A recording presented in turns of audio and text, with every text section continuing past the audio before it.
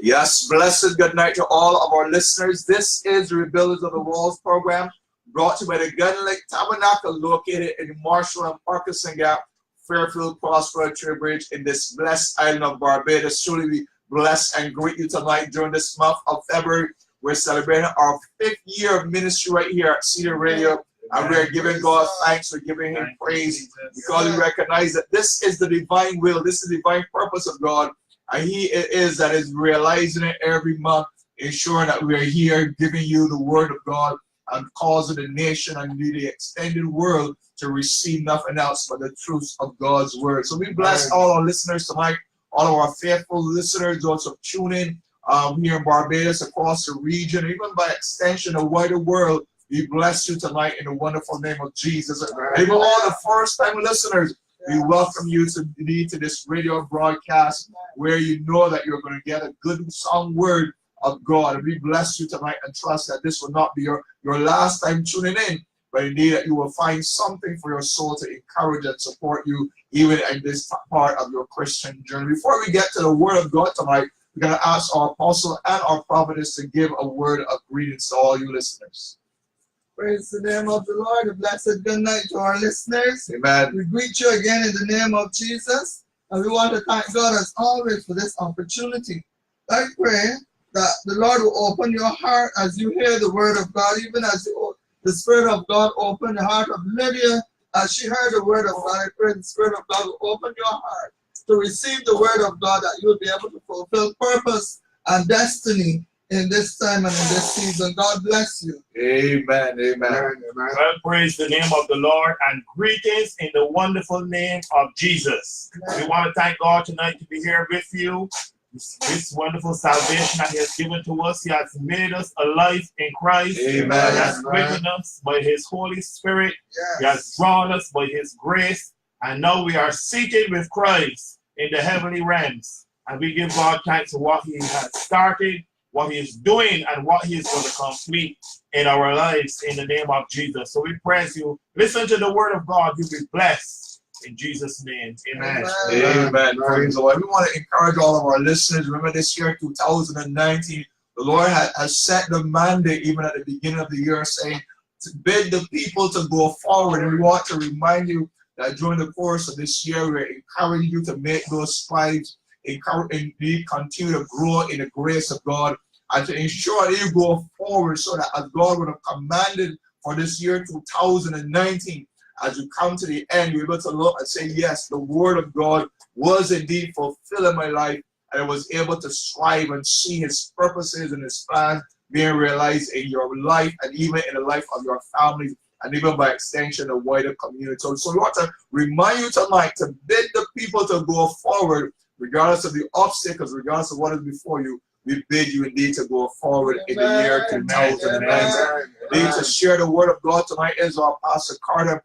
We trust that God's anointing will truly be upon him as he shares His word. And we trust that and know that you'll be blessed. So wherever you have your word on your tablets, your Bible, or whether you have it on your phones, wherever the word of God is, we want you to get that word out and follow our Pastor Carter as you share God's word tonight. God bless you, Pastor, as you share His precious word tonight to all those waiting saints. In Jesus' name, amen. Amen. Praise the Lord, praise the Lord, praise the Lord. Thank you, Pastor John. It's good to be here one more time. Amen. We got this children to share the word of God with the nation and the region and the wider world. We give God thanks for the privilege God has looked upon us and see us fit to be able to carry His word and to preach this gospel across the nations. Amen. Jesus. Yes, tonight we want to look in the book of Exodus chapter 33. We want to talk for a short while, for the time allotted to us, on the importance of having God's presence as we journey. Thank our Pastor John for reminding us of that message that we had. We ushered in the new year 2019, to bid the people to go forward. As Moses stood there at the Red Sea shore, so to speak, and the Egyptians advancing towards the children of Israel, and mountains on both sides, and they didn't know what to do, but the Lord told Moses to stretch forth that rod. That what you have your hand, stretch that rod out and see what it will do. Praise the Lord. Amen. Yes. The water congealed them on both sides, and the Lord dried up that seabed, and the children of Israel were able to to go forward on dry land. Amen. Praise the Amen. name of the Lord. We thank God that He is with us. He is journeying with us as we go forward. As we look here in the book of Exodus, chapter 33, reading from the first verse. So the Lord spake unto Moses, depart and go up thence, thou and the people, which thou hast brought up out of the land of Egypt, unto the land to swear unto Abraham, to Isaac, and to Jacob, saying, unto thy seed will I give it. And I will send an angel before thee, and I will drive out the Canaanites, the Amorites, the Hittites, and the Perizzites, the Hivites, and the Jebusites, unto a land flowing with milk and honey, for I will not walk in the midst of thee, for thou art a stiff-necked people, lest I consume thee in the way. My Lord. Praise the Lord. Praise the name of the Lord. This is the word of the Lord, and a very serious word the Lord has given Moses to tell these people here as they are about now to start journeying one more time. The Lord has brought these people, as we just mentioned, from the land of Egypt, journeying through the Red Sea and taking them down to the land, as the Bible says, here, flowing with milk and honey. The land He promised to Abraham, to Isaac, and to Jacob, and the journey. You see the Lord doing wondrous things among these people. Amen. You see the mighty work that God has done among these people has not been done by any other people on the face of the earth. They saw God in all His awesome power and might displayed in the name of Jesus. And you see the Lord providing water from the rock, manna from heaven for these people as they journey through going to the land. The Bible says they're flowing with milk and honey, the land of Canaan. But the people murmured and complained as they journeyed on, and they vexed the soul of Moses from time to time, and they became disobedient. And as the Bible says, they're stiff-necked. When we talk about stiff-necked, we kept talking about the animal there. They were trying to steer the animal wrong way, but that the animal will not bend, it will not yield to the direction in which you were going. Someone like a mule, someone would say that you are like a mule. It means that you're stiff-necked, you're stubborn. You don't want to go the way they want to lead you. And so God is telling Moses that I'm not going to go up in the midst of these people because they are stiff-necked people. My Lord. They're disobedient people.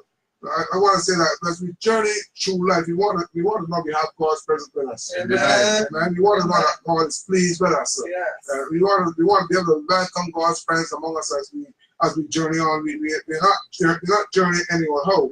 But God is a God of purpose and a God of destiny. Amen. So God is taking these people somewhere, and so they have to yield to the lead of the Lord because they don't really know the way. Amen. God is the one who's going to guide them and lead them through as the man Moses leads them and give them the instructions God gives to him. And so it says that as the people heard these, verse 4 says, when the people heard these evil tidings, they mourned, and no man did put on his ornaments. My Lord. The Lord, we dress up pretty and so on, and we put on nice clothes, we put on our perfume, and the ladies put on their makeup. We men, we go and we get our grooming, so on and so forth, and so on. We step out. You know, we step out to work, we step out to church, we step out to our different places of activity, going to the town, the supermarket, and so on, and we go about our business. And that's the challenge, that's natural, that is good. But we want to know that when we are about our business, when we are moving up and down, to and fro, that we are moving with God. Amen. We want to know that God is with us. Yes. We just can't get up and go through life. There's some folks that get up in mornings and yes, they do their hygiene, some do their hygiene and so on and so on. So, but they don't have a prayer. They don't remember God. My Lord. They just step out and go on. They come in the same way they go and do what they got to do. They get the dinner, whatever, so on. They go or they watch TV or whatever. Or they don't go to bed, and they don't remember God either. But they're going on. And they're journeying on. That's just going through life. But there's no real spiritual. There's no spiritual strength in their life. There's no really meaning to life. Lord. I want to say meaning to life is when you have God in your midst. Meaning to life is when you have God going through with you. So it says when the people heard these evil tidings, they mourn because they know what it is to have God going with them. They see the hand of God working in their lives and in their midst as they journey from Egypt. And so to come at this point and to be moving on from here, and going to the land flowing with milk and honey before God, it's no life, so to speak. You're going to a land and the milk and the honey is going to only satisfy the physical. Yes. But you want something that is going to satisfy the spiritual. Amen. Something that is going to work in your soul and satisfy that longing in your soul. Man was made to serve the Lord. Amen. Not Yes. this man here on the earth to serve him. Yes. Amen. And so if we're going to serve him, we must have him in our lives and in our midst, in our daily activities. Yes. So the people heard these evil tidings and they started to put off their ornaments. Those that didn't have on ornaments took them off, and those that didn't have on any didn't put them on. It says, for the Lord said unto Moses, say unto the children of Israel, ye are a stiff-necked people. I will come up in the midst of thee in a moment, Lord, and consume thee. Therefore put off thy ornament from thee, that I may know what to do unto thee. The Lord calls for us to humble ourselves. Yes. And then it's stripping off of the clothes and so on, and stripping off of the ornaments will demonstrate to God if these people really are penitent towards Him. yes. If these people really are sorrowful and so on for their behavior, for their actions. The Bible says a broken and a contrite heart, Yes. the Lord will not despise. Despise. Praise the Lord. The Lord will come in and the Lord will have mercy Yes. on us. So, and hearing this and so on, hearing what God had to say, we are looking at the man Moses now and how Moses is going to intercede on behalf of these people. Yes. Verse 7 says, Moses took the tabernacle or the tent and pitched it before the camp, far off from the camp, and called it the tabernacle of the congregation, or the tabernacle of meeting. And it came to pass that everyone which saw the Lord went out unto the tabernacle of congregation, which was before the camp. The Lord caused us to separate ourselves from evil. Yes. The Bible says to come out from among them and be separate. The 1 Corinthians chapter 6 and verse 7 tells us that. Come out from among them and be separate, and touch not the unclean thing.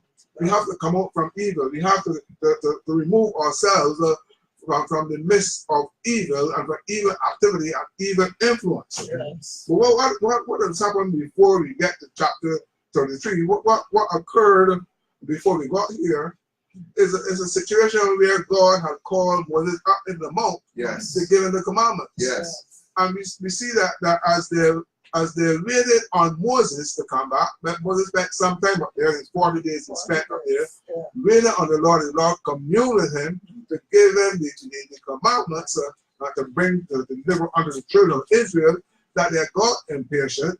And the Bible says they called on Aaron. It says in Exodus chapter 32 and verse 1, it says they said unto Aaron, we don't know what become of this Moses. My Lord. We don't know what happened to this man. He's up there so long. It says, we want something to worship. And they gave Aaron their jewelry. Yes. And the Bible tells us that Aaron took the jewelry and made of them a calf. My Lord. He fashioned a calf and says, these be your gods. And it says, these be our gods that will lead us up to the land of Canaan. Can you imagine that? After journeying from Egypt to this point in their lives, they're now going to turn from God to an image. My Lord. They're going to turn from God to something that has hands but cannot do anything. It has eyes but cannot see, feet that cannot walk, and ears that cannot hear. It cannot do anything for them.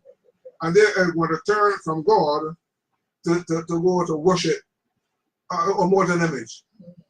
And God is listening in, and God is saying, well, if a molten calf is going to lead you, let him lead you. I'm not going to go up in your midst. I'm not going to go up in your midst. The Bible tells us that the people had corrupted their ways before the Lord. The moral decay and sin has stepped into the lives of the people. Yes. And that's the reason why God says, I'm not going to go up in the midst of you, because God cannot behold sin. Yes. God cannot mix with sin. God is a holy God. God is a righteous God. Amen. And so God has to separate himself anything that is sinful, anything that is evil, God has to make that separation. God has to make that line of demarcation. Yes, amen. Between him and what sin is. Yes. Amen. So as we come into chapter 33 and we see Moses separating himself, we see Moses going silent with God. Yes. He separated himself likewise. Yes. And from the midst of the camp. Yes. And pitched his tent far. It doesn't say he pitched his tent away from the camp, it says he pitched his tent far from the tent. And anyone that really wanted to go after God went out into this camp with Moses. And watch what happens here. As Moses separates himself, it says that the people rose up in verse 8. That these are your people. And in verse 40, he said, my presence shall go with thee, and I will give thee rest. And Moses says in verse 50, he said, and if thy presence go not with me, carry us not hence. And you understand that Moses knew what it meant to have the presence of God. Amen. Yes. With them journeying on with them. Yes. He recognized that if God is not with them, he would not be able to make it. He would not be able to carry these people up to the land of Canaan. He recognized that God would have brought these people through, and God would have given them, as I said before, given them manna and given them water, but also had to fight. Well, Amalek, as Amalek came up against the children of Israel, recognize that God had to fight against Amalek, because we understand that Amalek is a type of the world. And the child of God has to be aware that the world does not like us. The world does not like the child of God. The world does not like God. Jesus tells us that. And so Moses intercedes on the behalf of the people and causes God to consider that these people are his people, and see God's mercy extended to them to the point where God says, my presence shall go with thee, and I will give thee rest. Amen. Amen. God is truly a good God. Yes. And one God is a loving God. And Moses asked the request of God. He said, "You want to see I want to see your glory." Huh? When we go down further, Moses was not satisfied with that. He says in verse 8, "I beseech thee, show thee my glory." And the Lord said, "I will make all my goodness pass before thee. I will proclaim the name of the Lord before thee, and will be gracious to whom I will be gracious, and show mercy unto whom I will show mercy." And we see the Lord extending mercy to this stiff-necked people, as he called them. God is extending his mercy to these. I want to say out there's someone to hear of our voice tonight that might be going your own way, doing your own thing. The Bible tells us that the people rose up to eat and to drink, and they sat down to play. And some of us are going and journeying on in our own way. We're doing our own thing, not thinking anything of God. But God is still daily providing you with the food. He's still providing you with the necessary food. He's still providing you with the necessary things of life. But these are only temporal things. These are only the natural things. But these things are going to come to an end. That's right. Life is going to come to an end. Yes. And after life comes to an end on this side of earth, but then what? The land of Canaan is somewhat like heaven. It was a type of heaven to the children of Israel, where you rest from your journey. Yes. But we're not just journeying on aimlessly going through life, but we're heading somewhere. God is taking us somewhere in the destination, and we have an inheritance there in the name of Jesus. Yes. And so God wants for you to make a turnaround. Take an introspection, take an inward look at what is happening in your life. Yes. Because God has something better ahead for you, my friend. Amen. God has something better in store for you. Praise the name of the Lord. The psalmist David, praise the Lord, in Psalms 63. In Psalm 63, you see the psalmist David telling us some things there. Praise the name of the Lord. He says, it tells us that David was in the wilderness of Judah at this time. And the psalmist said, "O God, thou art my God. Early will I seek thee. My soul thirsteth for thee. My flesh longing for thee in a dry and thirsty land where no water is." And verse 3 says, "Because thy loving kindness is better than life, my lips shall praise thee." But I want to go down to verse 5. It says, "My soul shall be satisfied with marrow and fatness, and my mouth shall praise thee with joyful lips." Yes. I want to let you know that you need something to nourish the soul. Amen. I want to let you know milk and honey cannot nourish the soul. They return to the land of milk and honey. That's in the natural. But the Bible tells us that Abraham looked for a city which had a foundation, whose builder and maker is God.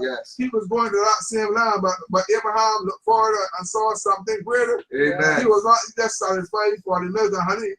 He wanted something greater, something better. Because God he had an understanding somehow. He looked into this thing and said, God has something more than this. Amen. I want to let you know there's something more than the temporal. Amen. Amen. The Lord can bless you with good houses and bless us with good furnitures and all these various things that we have in our homes.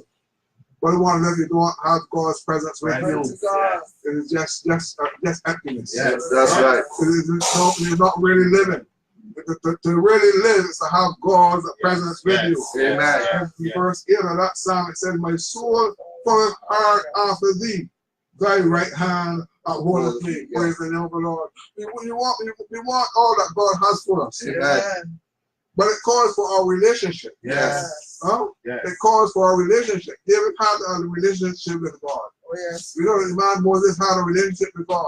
So it's why he went to that tent and he reached out and beseech God. We see that cloud coming down and God talking with him there as he's talking as a man talk to his friend. Amen. Praise him along. We give God thanks for his goodness to us. As he said, they proclaim, he said, my name, you proclaim my name before you of goodness. You know that everything but God is good. Yes. Even when his justice, he is good. And the Lord says in Jeremiah chapter 29 and verse 13, that if you search for me with all your heart, you will find me. Yes. I beseech us in the hearing of my voice tonight to seek the Lord where he can be found. Amen. Upon him what he is near. Forsake your ways, your wicked ways. The Lord is looking to do something great in your life. So Lord bless you real good. Amen. Amen. Praise God. We thank God for this powerful word. I believe that God's word will not return to him void, but it must accomplish the things wherein he has said. And we believe that there are many there tonight who are challenged, who may have felt as though they've pleased God, they're backslidden, they found themselves in this state, just as these persons. But we want to let you know tonight that we are praying for. We can ask our prophetess Parris to breathe a word for many who may be discouraged, those who have fallen away from the faith, those who have found themselves in such desperate places. But tonight we recognize that the hand of God is extended, and because the man Moses stood in the gap, we want you to stand in the gap tonight for some soul in Jesus' name. Hallelujah. Father, we give you praise. Yes, we give Lord. you praise. We give you glory. Yes, thank you, Jesus. We give you honor. We Yes, exalt you. We lift your name Lord. on high. Yes, Even Lord. at this hour, oh Lord, we thank you for your word. Yes, It Lord. has gone forward, oh Lord. You said it will not return void, Jesus. but it shall accomplish all that you have sent it to. Yes, And in the name of Jesus, Lord, I pray for the souls, those who are listening, even at this time, Lord, hearing your word. Yes, When you Lord. said the people are stiff-necked, Lord, people know how they are in your presence. Yes, Lord. People know if they're drawing to you or if they're pulling away from you. Yes. But even now, Lord, we stand in the gap. Yes, Lord. And we build up the hedge. Yes, Lord. Father, you are not willing that any should perish, Perish. but that all will come to repentance Yes, and Lord. live, oh Lord God. Yes, Lord. And so I pray tonight in the name of Jesus. For that one who is going their own way, by your divine power, I pray you'll touch them. Yes, I Lord. pray you'll melt their hearts. Yes, I Lord. pray you'll draw them to you. Yes, Even Lord. as those that look at Moses as he went outside of, when he went out of the camp and into the tabernacle. Yes, Lord. Those, oh Lord, who had that godly fear, their worship as well. Yes, I pray godly fear will come to your people In the even name now. of Jesus. Those who are listening, oh Lord God. Break every chain, every Yes, fetter, every yes, shackle. Set them free, oh Lord God. Lord. Even those who might have been backslidden, Lord, they know about your presence Yes, already. Lord. Yes. They know about your glory already. Yes, Lord. Father, I pray you draw them to yourself. In the name of Understanding Jesus. that, Lord, if they know if your presence don't go with them, everything, oh Lord, will be in vain and hopeless. Jesus. That Spirit of the living God, I Yes, pray Lord. that by your cords of love tonight, Yes, Lord. you will draw those who are backslidden. Yes, You Lord. will draw those who, oh Lord, have never accepted you as Lord and Jesus. Yes, Savior. Lord. I pray you'll touch hearts. Yes, Melt Lord. them tonight. Name of Bring Jesus. them, oh Lord. Bring Yes. them to that place of repentance. Yes, Lord. That they will look and live, oh Lord. In the name of Jesus. That they will follow hard after you. Yes, Lord. Understanding that in your presence there's a Fullness fullness of of joy. joy, yes. Understanding with you there's life and life forevermore. Yes, Lord. Understanding without you, O Lord God, is eternal separation, Jesus. which is death and hell. So, Father, in the name of Jesus, Yes. we thank you for moving. Yes, We Lord. thank you for working. Yes, We Lord. thank you for quickening. Yes. We thank you for calling. In Lord. the name of Jesus. Jesus. Thank you for doing it, Lord. Yes, Lord. In Jesus' name. Amen. Amen. Praise the Lord. Praise the Lord.